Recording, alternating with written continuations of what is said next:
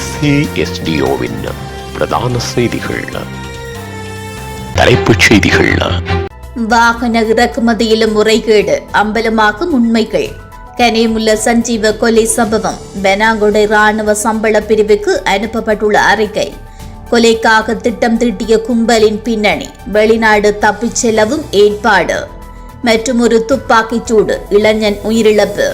பொருளாதார தரப்படுத்தலில் பிரித்தானியாவை பின்தள்ளியது சீனா. தொடர்பன விரிவான செய்திகள்.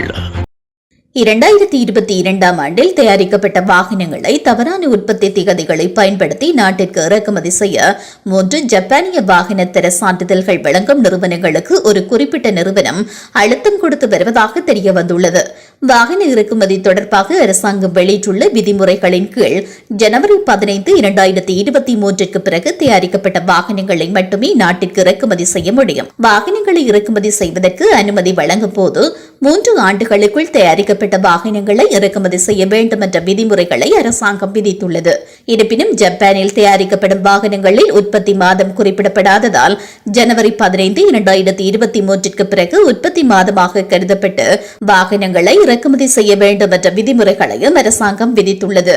இத்தகைய சூழ்நிலையில் ஜப்பானில் உள்ள இலங்கை ஆட்டோமொபைல் சங்கம் ஒரு குறிப்பிட்ட நிறுவனம் 2022 தயாரிக்கப்பட்ட வாகனங்களை இறக்குமதி செய்ய தயாராகி வருவதாக அந்நாட்டின் இறக்குமதி மற்றும் ஏற்றுமதி கட்டுப்பாட்டு ஜெனரலுக்கு எழுத்துப்பூர்வமாக அறிவித்துள்ளது. இதன்படி இந்த வாரம் ஜப்பானில் இருந்து போலியான திகதிகளை பயன்படுத்தி சுமார் 150 வாகனங்கள் இலங்கைக்கு இறக்குமதி செய்ய திட்டமிடப்பட்டுள்ளதாகவும் தெரியவந்துள்ளது. ஜப்பானில் உள்ள இலங்கை ஆட்டோமொபைல் சங்கம் இறக்குமதி மற்றும் ஏற்றுமதி கட்டுப்பாட்டு ஜெனரலுக்கு அனுப்பிய கடிதத்தில் இந்த முறையில் செல்வாக்கு செலுத்துவது சட்டவிரோதமானது மற்றும் அரசாங்க விதிமுறைகளை மீறுவதாக மற்றும் தெரிவித்துள்ளது. போலி ஆவணங்களை பயன்படுத்தி இறக்குமதி செய்யப்படும் வாகனங்கள் உள்ளூர் சந்தையில் நுழைய அனுமதிக்கப்படக்கூடாது என்றும் அவற்றை மீண்டும் ஏற்றுமதி செய்ய நடவடிக்கை எடுக்கப்பட வேண்டும் என்றும் வாகன இறக்குமதியாளர்கள் தெரிவித்துள்ளனர். கனிமுல்ல சஞ்சீவ கொலை சம்பவத்தின் பிரதான சந்தேக நபர் தொடர்பான அறிக்கையொன்று பெனாங்குடை ராணுவ சம்பள பிரிவுக்கு அனுப்பப்பட்டுள்ளதாக பொதுமக்கள் பாதுகாப்பு அமைச்சர் ஆனந்த விஜயபால தெரிவித்துள்ளார். நாடாளுமன்ற அமர்வில் கலந்து கொண்டு கருத்து தெரிவிக்கையில் அவர் இவ்வாறு கூறினார். மித்தனியாவில் அண்மையில் நடந்த துப்பாக்கிச் சூட்டு சம்பவத்துடன் தொடர்புடைய போலீஸ் அதிகாரி ஒருவரும் கனிமுல்ல சஞ்சீவ கொலையில் தொடர்புடைய ஒரு போலீஸ் அதிகாரியும் கைது செய்யப்பட்டுள்ளனர். அவர்களுக்கு எதிராக எந்த பாகுபாடும் இல்லாமல் சட்டம் நடைமுறைப்படுத்தப்படும் என்றும் அவர் கூறினார். அத்துடன் கனிமுல்ல சஞ்சீவ கொலை சம்பவத்துடன் தொடர்புடைய பிரதான சந்தேக நபர் 2019 ஆண்டு டிசம்பர் 12 அன்று இலங்கை ராணுவத்தில் இணைந்து கொண்டவர்.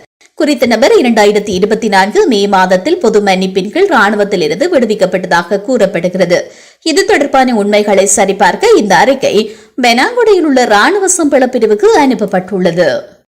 கனிமுல்ல சஞ்சீவை சுட்டுக் கொன்ற சந்தேக நபர் கொலைக்கு பிறகு கல்பட்டிக்கு தப்பிச் செல்லும் போது வெளிநாடுகளுக்கு 3 அழைப்புகளை மேற்கொண்டதாக கொழும்பு குற்றப்பிரிவு வட்டாரங்கள் தெரிவித்துள்ளன.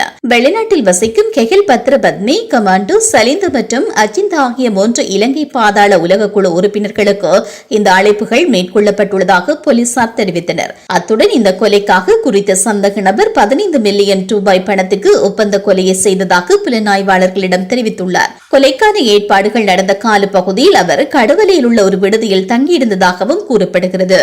இதேவேளை கொலையுடன் தொடர்புடைய மற்றைய பெண்ணை கைது செய்ய போலீசார் நடவடிக்கை எடுத்து வருகின்றமையும் சுட்டிக்காட்டத்தக்கது. 24 வயதான செவ்வந்தி என்ற பெண் வெளிநாடுகளில் உள்ள போதைப் பொருள் கடத்தல் கும்பல் கடத்தல் தலைவர்களுடன் நெருக்கமானவர் என்றும் குறிப்பிடப்பட்டுள்ளது. குறித்த பெண் திட்டமிட்டபடி இந்தியாவிற்கு தப்பிச் சென்றிருக்கலாம் என்று சந்தேகம் வெளியிடப்பட்டுள்ளது. கம்பஹா ஜாயில பமுனிகமவில் உள்ள மோகன்பத்த கடற்கரையில் 29 வயது இளைஞர் ஒருவர் அடையாளம் தெரியாத துப்பாக்கிதாரியால் சுட்டுக் கொல்லப்பட்ட நிலையில் மீட்கப்பட்டுள்ளார். இந்த சம்பவம் இன்று இடம்பெற்றுள்ளது. இந்த சம்பவத்தில் துப்பாக்கிச் சூடு T56 ரக துப்பாக்கியை பயன்படுத்தி மேற்கொள்ளப்பட்டுள்ளதாகவும் உயிரிழந்தவர் கடவத்தையை சேர்ந்தவர் என்று போலீசார் தெரிவித்தனர். துப்பாக்கிச் சூடு நடத்தியவர் மற்றும் கொலைக்கான நோக்கம் குறித்து இதுவரை எந்த தகவலும் கிடைக்கவில்லை என்று போலீசார் தெரிவித்துள்ளமை சுட்டிக்காட்டத்தக்கது. உலகச் செய்திகள். உலகின் 2வது பெரிய பொருளாதார நாடு என்ற சாதனையை சீனா படைத்துள்ளது. பிராண்ட் பினான்ஸ் இன்ஸ்டிடியூட் 6வது முறையாக வெளியிட்டுள்ள பூகோள மின்சக்தி சுட்டன் குளோபல் சாஃப்ட் பவர் இண்டெக்ஸ் அறிக்கையில் இந்த விடயம் வெளியிடப்பட்டுள்ளது.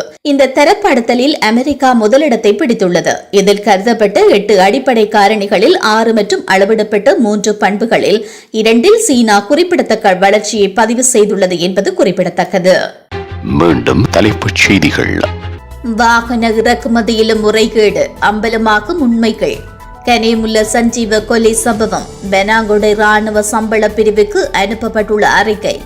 கொலைக்காக திட்டம் தீட்டிய கும்பலின் பின்னணி, வெளிநாடு தப்பிச் செல்லவும் ஏற்பாடு. மற்றும் ஒரு துப்பாக்கிச் சூடு, இளைஞன் உயிரிழப்பு. பொருளாதார தரப்படுத்தலில் பிரித்தானியாவை பின்தள்ளியது சீனா.